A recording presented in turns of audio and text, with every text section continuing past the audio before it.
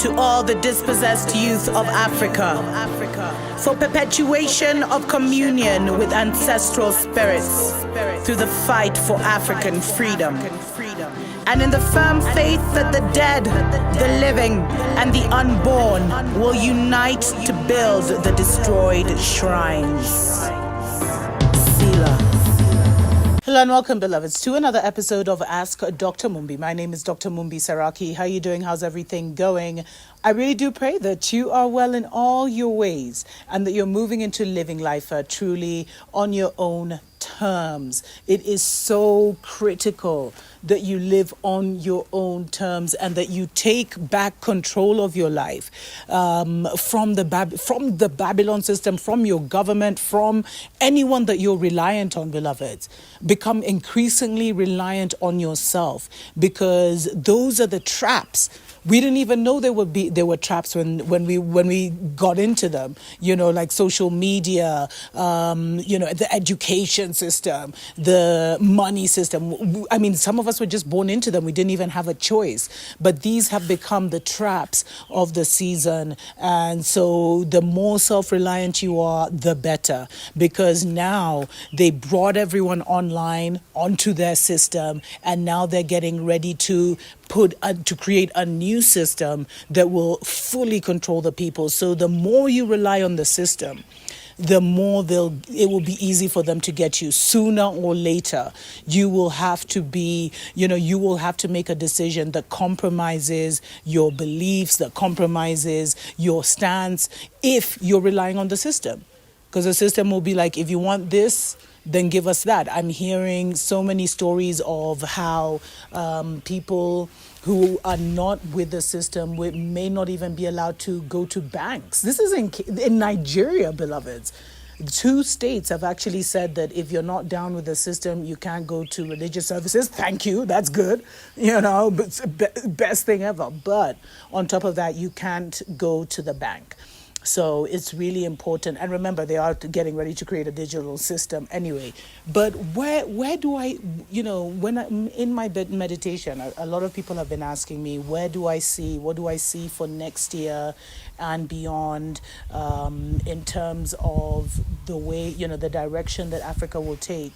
I believe that, they are trying to implement this new world order across the world, where a total surveillance system, a total control system, I think is going to be slower in Africa because they're getting so much resistance. Babylon is getting so much resistance in their own countries. They were prepared for the resistance, but I don't think they expected the resistance to be on this level and this consistent. And to this many people. So, the resistance also has its own energy. So what we can expect is, number one, in terms of getting goods into Africa, a lot is going to change. We're going to go back to, I don't know if you guys remember the 80s and 90s, where to get something from the West, either you had to have a relative who was traveling there and was coming back and would bring it to you. You may not even have known it existed. But we're going to go to those, back to those dark ages where we didn't really know what was happening so much in the outside world, or we couldn't get those gadgets. There's already, beloveds, like a lot of these mega companies are already unable to source various things for their technology, like the various metals they need for their chips, for computers. There's all kinds of shortages going on. There's all kinds of logistical challenges going on. So that means that, the way things have been flowing to Africa, many things even being dumped in Africa, from clothes to food to alcohol to expired medicines. We're going to see that slowing down significantly, which is a good thing. But I would also say, on the flip side, if there's anything you know is not in your country and you need from Babylon, get it today. Use these online systems while they still exist, because I definitely see there will be a lot of disruption, especially when it means coming into Africa. I also think that because Africans have the least number of people who have, taken the mark. I think they were saying only 2% have. We're going to see a lot more restrictions for Africans wanting to travel abroad. And also, the other thing we're seeing is a lot more restrictions for people wanting to leave and come to Africa. It's like they're going to try and compromise you in order to make that decision. Right now, to travel to many African countries, I think except for Togo, you just need a test, but you can imagine you'd better prepare from 2022. It may not even be the African countries saying it, but already some countries are saying in order to leave, you have to take the mark. So we're going to definitely see more travel restrictions when it comes, to Africans. So if you're one of the lucky few Africans who's been used to traveling the world, get used to staying put.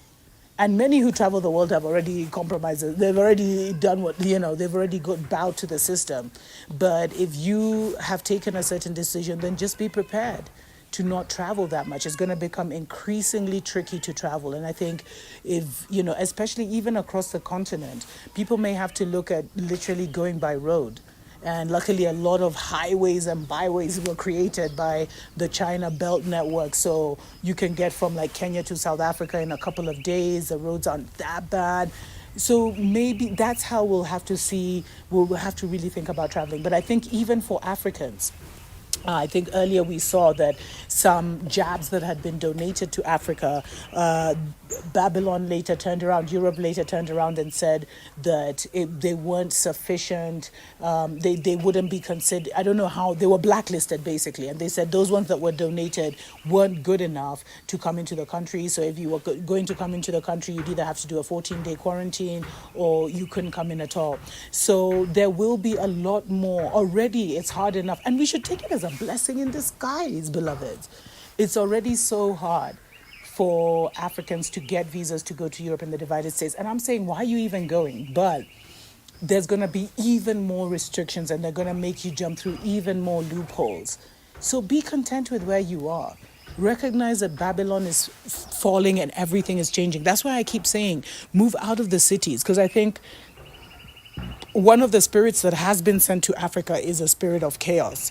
And we're seeing the regime change that's going on in West Africa, Guinea, Mali, Chad. In just 5 months have had military coups. Cameroon is not looking too stable. There's a lot going on. Then we saw France pulling out, but, are they involved? Is the French hand there? Definitely check out the videos I did on that. But there will be more chaos. Like here in Kenya, we're going into an election next year. Tribalism has always been at play every single election, and it's just like it gets more intense with every election. It's like an issue that's never been addressed or resolved, and there's so many layers to that issue. Sorry guys, this broke. There's so many layers to that issue that it's just like it always reaches a boiling point and somehow it cools down. But with the chaos spirit that is kind of moving rampant across the continent, it's tricky to know how the elections will go next year in Kenya, and already we've seen skirmishes, etc., etc. So it's just, I know, politicking, but we have to be really aware of everything that's happening, beloveds.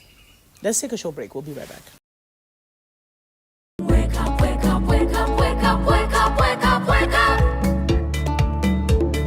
Wake up, Africa. Welcome back, beloveds. I'm answering a question I have received, as we say in Kenya, severally, from several different people, talking about what do I see coming in 2022 and beyond. I remember when I used to do my prophetic updates. And beloveds, all of you, everyone can see right now. Before, it used to be something that only a few could tap into themselves. But if you refine your thinking, your eating, all the stuff that I talk about all the time, you really can see for yourself what is coming. You really can, or you'll even be led to that information. And there's so many comments and emails that I get where people say, what you were talking about today is literally what I dreamt about, what I talked about with my spiritual team, what I was talking about with my sister, my brother, my mother, my husband. And it's just like there's so much confirmation. And it's because we're all kind of tapping in to the same spiritual realm. because that is the realm that is coming in to our world, and that is something that's going to happen. Now there will be a revival across Africa, and but before I go into that, let me just repeat the points I said. Trade, getting stuff from overseas is going to be much harder. So if you know there's things that are not manufactured locally, definitely get them right now. Like many things like solar generators, mini solar power stations are not available like here in Kenya. There's so many tools that would be useful that are not available here. So if you have the means and you know you're going to need that thing, go ahead and order it online and get it delivered in. A lot of young people have made money from selling, a lot of cheap products from Turkey and China. I think if you are in that business, you definitely have to start looking for alternatives, because things are going to increase in price and people won't be having that ready, that kind of income to invest in those things. I definitely don't believe that Africa is going to go the way of Europe, like full totalitarian Big Brother 1984. It will take decades for them to have that, and by then many things will have realigned. But what I was saying is that there will be a revival. There will be a reformation. And revival is a renewal of spirit, where the spirit once again is like put on fire and everything changes, and we become more open to change. Our hearts open up to change.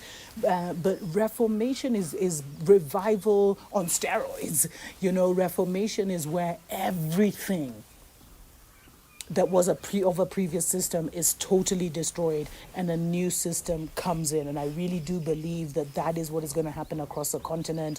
I don't believe we should be looking at the political arena for the change, for the reformation, but we should be looking at the spiritual arena, because once that spiritual fire catches on and starts spreading, nothing will be able to change that. And many have already seen this and prophesied that this would happen. Many, I've mentioned this before when I used to do my prophetic updates, how so many seers and ancient ones have come from different countries, from as far as Zimbabwe, across Africa to Mount Zion, waiting, because they say something is going to pop off from Kenya. Others say it will be, Nigeria. Others say it will be Haiti. There are prophets that said it will be South Africa. But we know that we're connected collectively. So once enough of us have that spiritual shift, beloveds, that spiritual shift out of the white supremacy, I know you guys say there's nothing supreme about them, but the white Jesus complex, the religious complex, and come in and start to just even cry out for the true spirit and the truth to come to us, then we will see a revival that almost can't be even seen clearly right now. Because as I said, our ancestors and our ancient ones are holding this closely to its chest. But we do have to go through a period of great uncertainty. And it is so important, beloveds, that you endure till the end. Another thing that I see coming to the continent, which was already there, is food scarcity. They're already talking about food shortages and possible, famine happening across, crop failures, etc., happening across East Africa. And this has happened across the world, beloveds. It's happened in China. It's happened across Europe with the crazy floods that we saw. So Mama Nature is doing her own thing. But across Africa, what many don't know is that there's been so much manipulation of our food, with bringing in GMO seeds, with bringing in, dumping all these toxic fertilizers, dumping all these toxic insecticides. Because what happens is these massive corporations will produce a certain product. And then when the regulations catch up with them in Europe, where something like Roundup is banned or whatever, or in the divided states where these massive lawsuits come up, they will then take those products and dump them in Africa. So a lot of our fertile land has been totally ruined, beloveds. And there is also an environmental crisis where, so many trees are being cut down because people are still using firewood. There's a lot of issues there. But basically, a lot of the land isn't producing the way it was, and then the seeds aren't reproducing. That's why I keep saying get out of the cities, go to the most remote areas, gather seeds there that have never been touched, start growing your own food. It is so critical, and I've seen that a lot of Nairobians have actually started growing their own, at least their own skuma wiki and spinach and, onions and tomatoes in plastic bottles. Like, I would definitely do that. Make sure that the production of your food is in your control. And here, just as much as watch the prepping channels. When it's a very different reality here, but in terms of food, make sure you have your rice. Make sure you're learning how to process things like cassava so that it lasts for years, drying them, etc. You can even dry your skuma wiki. Look into getting renewable products. And this is something we're going to be starting on the Dr. Mumbi show, talking about how, you can use solar ovens, dryers to dry many of your food products so that you can sustain it. Because here, especially at least let me talk about Kenya, we rarely process food for the long term.